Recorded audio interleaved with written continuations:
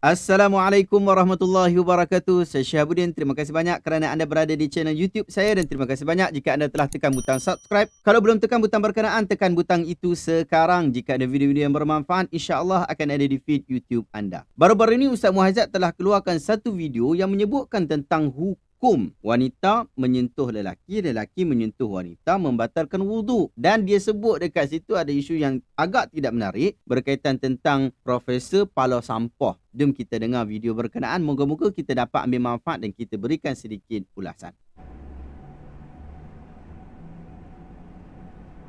Ada doktor gapo dia tak tahu. Doktor sakit puai kau gapo dia tak tahu. Doktor sakit beritahu puai. Suami sentuh isteri tidak batal wuduk. Bukan doktor sakit puai ni. Nama doktor PhD. Doktor Palau Sapoh. Doktor Palau Sapoh kata sentuh isteri tidak batal wuduk. Sebab cerita Sayyidina Aisyah gini, dalam mazhab kita batal wuduk. Kalau nak pergi tak batal wuduk dalam mazhab lain. Mudah royak cerita lalu. Tak payah royak cerita Sayyidina Aisyah lah apalah. Royak mazhab lain. Ulama duk bahadah. Royak nak kata demo bisa kau ambil daripada hadis dia. Sebut kata mazhab Hanafi kata tak batal. Mudah. Mazhab Syafi'i kata batal. Mudah selalu gitu. Demo nak jadi Syafi'i kau nak jadi Hanafi biar jelas. Jangan nak makan nasi kerabu dengan tomie. Tak boleh. Nasi kerabu ni payah dia kena, kalau tomie tak boleh, kena jauh, kena makan sos.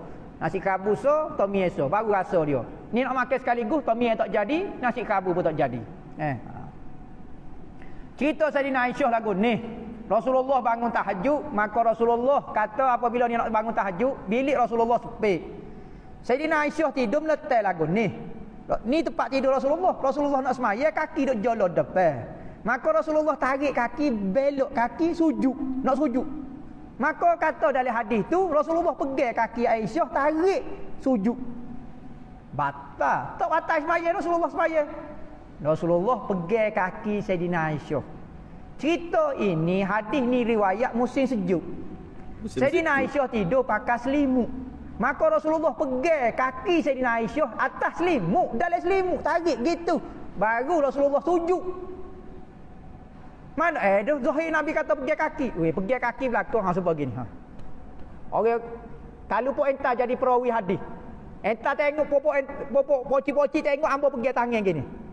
Ustaz mengajar pegang tangan. Royak ke cerita kau yang mengasa mengajar dia pegang tangan. Ada kau orang riwayat, ustaz tu pegang tangan yang ada baju berlapis. Ada kecil lah kata tak? Perawi hadis yang tak kecil. Orang faham dah tu. Dia mesti ada baju. Dia pakai di baju lah. Supaya riwayat Nabi kata Nabi pegang paha sahabat. Boleh pegang paha. Bukan aurat. Cakap nak royak. Pegang paha yang berlapis dengan kain setebal 3 eci. Ada kecil lah tu. Jadi perawi hadis ni kita kena faham cara baca hadis lagu mana. Seorang sahabatnya pakai kain lah. Tapi orang pagi pegang paha juga deh. Kalau kita pegang paha pun. Tu cara baca hadis. Maka Sayyidina Aisyah tu dia pegang kaki. Maka Zahir mazhab Hanafi dia kata pegang kaki. Maka mazhab Syafi'i kata dalam hadis lain sentuh dengan bini ni batal semaya. Patuh ni lagu mana kita nak tangguh hadis ni? Hadis ni berlaku musim sejuk, pegang kaki dalam kain selimut, tarik. Kena faham lah suasana. Baca hadis jangan duk zahir sangat. Tu maksud dia deh. Jadi tak usah duk keliru lagi lah. Kita mazhab Syafi'i batal. Marilah planet Pluto mana pun kita mazhab Syafi'i batal. Dia mengaku dia PhD, ada 30 putih PhD pun ikut demo lah. Tapi mazhab Syafi'i hamba batal gitu. Alhamdulillah kita telah mendengar video berkenaan banyak isu-isu yang agak panas di situ, tetapi kita nak ambil 1-2 isu saja. Pertama, mazhab Asy-Syafi'i adalah satu mazhab yang cukup mesra dengan perbahasan ilmu. Ia adalah mazhab yang membuka minda kita mengenali dalil dan juga hujah. Bahkan kukuh berpegang dengan dalil dan juga hujah. Apabila tiba satu pandangan yang tidak kukuh dengan dalil dan hujah, mazhab Asy-Syafi'i mengarahkan kita untuk menuju kepada dalil dan juga hujah yang telah jelas. Tokoh-tokoh mazhab memahami hal ini. Lalu mereka membincangkan pelbagai isu dengan tidak menghadkan kepada pandangan mazhab semata-mata. Tetapi apakah hujah yang dipakai oleh orang berkenaan? Kedua, menjadi seorang yang Syafi'i bukan membawa maksud kita menutup pintu untuk mengetahui dalil-dalil dan hujah orang lain, menjadi jumud dan terkurung. Tetapi bahkan dengan menjadi Syafi'i, kita menimbang pandangan kita dan orang lain sehingga akhirnya kita lebih bersetuju dengan cara faham Asy-Syafi'iyah. Kita sebagai umat Islam hendaklah meyakini bahawa para ulama kita, ulama-ulama mazhab seperti Abu Hanifah, Malik, Asy-Syafi'i, Ahmad ibn Hanbal telah berusaha bersungguh-sungguh untuk memastikan penerangan-penerangan terhadap risalah yang dibawa oleh Nabi Muhammad SAW adalah penerangan yang tepat dan benar. Pun begitu, kita juga sedar bahawa para ulama itu secara keseluruhannya adalah manusia biasa yang pasti mempunyai kekurangan sehingga terdedah kepada kesilapan di dalam apa jua keadaan, apatah lagi di dalam penilaian. Oleh hal demikian, kita meyakini bahawa penilaian yang paling utama untuk didahulukan ialah penilaian yang paling menghampiri Al-Quran dan As-Sunnah. Al-Imam Asy-Syafi'i rahimahullah melafazkan satu kata-kata yang cukup popular. "Idza wajadtum fi kitabi khilafa sunnati Rasulillah sallallahu alaihi wasallam faqulu bi sunnati Rasulillah sallallahu alaihi wasallam wa da'u ma qultu." Sekiranya kamu mendapati percanggahan antara sunnah dan apa yang dinyatakan di dalam kitab, maka berpegang teguhlah kepada as-sunnah dan tinggalkanlah pendapatku. Al-Baihaqi merekodkan hal ini di dalam Ma'rifatus Sunan wal Athar. Anda boleh rujuk dalam jilid yang pertama muka surat 454. Isu berbeza pendapat tidak boleh dilarikan daripada menjadi perbahasan para ulama. Kebanyakannya ia adalah isu rajih dan marjuh saja. Pendapat manakah yang lebih kuat dan pendapat manakah yang tidak begitu kuat. Orang yang berpandangan isu itu rajih akan mempertahankannya. Ia berlegar pada perkara yang mempunyai ruang perselisihan pandangan. Kembali kepada Al-Quran dan As-Sunnah dalam perkara ini adalah jalan terbaik bagi orang yang bijak bermazhab. Allah Ta'ala berfirman, "Ya ayyuhalladzina amanu, ati'ullah wa ati'ur rasul wa ulil amri minkum, fa in tanaza'tum fi syai' farudduhu ila Allah war rasul in kuntum tu'minuna billah wal yawmil akhir, dzalika khairu wa ahsanu ta'wila." Wahai orang-orang yang beriman, taatlah kamu kepada Allah, taatlah kamu kepada Rasulullah serta ulil amri di antara kalian. Jika kalian berselisih dalam sesuatu isu, maka kembalikanlah kepada Allah dan juga Rasul. Jika kalian benar-benar beriman kepada Allah dan hari akhir,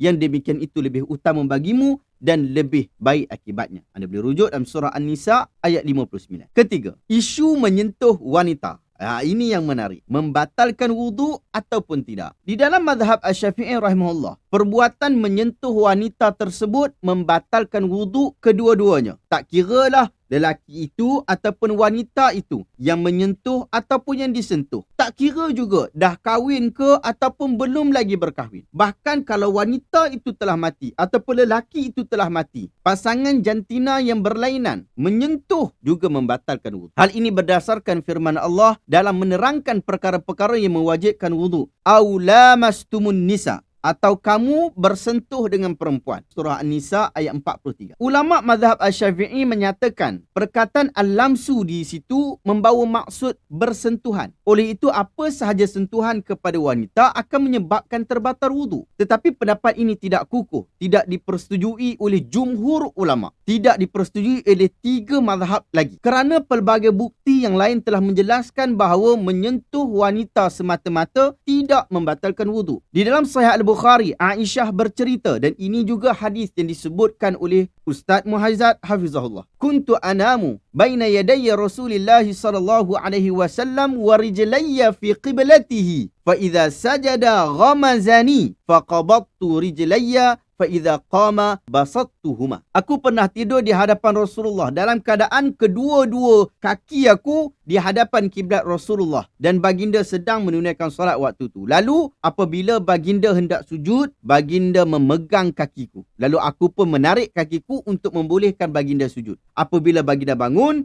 aku lunjukkan semula kedua-dua kakiku tadi. Hadis ini sahih riwayat Al-Imam Al-Bukhari. Hadis yang kedua daripada Aisyah juga. "Faqadtu Rasulullah sallallahu alaihi wasallam lailatan min al-firash faltamastuhu fawaqa'tu yadayya ala batnin qadamayhi wa huwa fil masjid wa huma mansubatan wa huwa Allahumma a'udzu biridhaka min sakhatik wa bimu'afatika min 'uqubatik wa a'udzu bika minka la uhsi sana'an 'alaika anta kama asnaita 'ala nafsi." Aku kehilangan Rasulullah pada suatu malam di tempat tidurku. Aku meraba-raba mencari baginda. Lalu dua tanganku tersentuh di belakang kaki baginda. Baginda di dalam masjid sedang sujud menunaikan salat. Kedua-dua kaki baginda itu ditegakkan dan baginda membaca doa seperti mana yang saya telah sebutkan sebentar tadi. Hadis ini sahih, riwayat Imam Muslim dalam sahih Imam Muslim. Zahir daripada kedua-dua hadis ini jelas menunjukkan Nabi SAW pernah menyentuh Aisyah ketika baginda menunaikan salat. Demikian juga Aisyah juga pernah menyentuh Nabi ketika baginda menunaikan salat. Jika sentuhan antara lelaki dan wanita itu membatalkan wuduk, sudah tentu Nabi SAW akan membatalkan salatnya disebabkan wuduk baginda terbatal kerana baginda telah disentuh oleh Aisyah. Para ulama dari mazhab Asy-Syafi'i mengemukakan jawapan terhadap hadis ini, seperti mana juga yang disebutkan oleh Ustaz Muhadzab. Namun, jawapan mereka dianggap lemah oleh ulama mazhab yang lain, jumhur, iaitu mereka berpendapat barangkali sentuhan yang berlaku itu antara Nabi dan juga Aisyah berlaku dengan berlapik. Alasan ini dianggap lemah oleh ulama mazhab lainnya, sehingga Asy-Syaukani rahimahullah berkata takwilan ini merupakan takalluf dan bersalahan dengan zahir dalil. Dr. Wahbah Az-Zuhaili yang merupakan tokoh mazhab Asy-Syafi'i moden, dalam tarjihnya, dalam pendapatnya yang dia kata pendapat yang paling kuat, mengatakan bahawa penolakan ulama Syafi'iyah mengenai hadis menyentuh kaki dengan mengatakan kemungkinan berlapik itu adalah sengaja diada-adakan, takalluf, dan bertentangan dengan realiti yang berlaku. Anda boleh rujuk kenyataan ini di dalam kitab Fiqh Islami wa Adillatuh, jilid yang pertama, muka surat 431. Menurut Dr. Wahbah lagi, yang paling rajih ialah pendapat yang mengatakan bahawa menyentuh perempuan ajnabi secara tiba-tiba atau yang tidak dalam keadaan bernafsu adalah tidak membatalkan wuduk. Manakala jika bernafsu, ia dapat membatalkan wuduk. Beliau mengambil pendapat ini walaupun beliau adalah seorang Syafi'iyah. Bahkan ada satu hadis yang diperselisihi para ulama berkaitan tentang kesahihannya. Syekh Syu'aib Al-Arnaud menyatakan ia sahih. Bahkan Syekh Fuad Abdul Baqi mengatakan sahih dan boleh dijadikan hujah. Hadisnya ialah Urwah bin Az-Zubair meriwayatkan daripada Aisyah, katanya anna Rasulullah sallallahu alaihi wasallam qabbala ba'dha nisa'ihi summa kharaja ila salah wa lam yatawadda. Qultu ma hiya illa anti fadhahikat. Rasulullah mencium, kata Aisyah, Rasulullah mencium sebahagian daripada isteri baginda kemudian keluar untuk mendirikan solat dan tidak mengulangi wuduk. Lalu Urwah bin Az-Zubair pun berkata, tidaklah orang itu melainkan engkau. Lantas Aisyah pun ketawa. Terakhir, sekalipun kita berbeza pendapat, tak payahlah kita sebut ustaz pala sampah ke, doktor pala sampah ke. Buruk sangat ucapan tu. Lidah kita ini berbahaya. Ia tidak bertulang. Zaman sekarang ni, apa saja yang awak sebut dalam komuniti terpencil pun boleh dilihat di seluruh dunia. Wallahu ta'ala alam. Adakah anda dapat sesuatu ilmu yang bermanfaat pada video hari ini? Jika anda rasa video ini bermanfaat, tekan butang share supaya orang lain juga boleh mendapat manfaat yang sama. Jika anda mahu untuk sokong dan sertai saya dan sahabat-sahabat yang lain dalam komuniti online kita, tekan butang join. InsyaAllah banyak program-program yang bermanfaat telah disusun untuk anda pada setiap minggu. Terima kasih banyak. Assalamualaikum warahmatullahi wabarakatuh.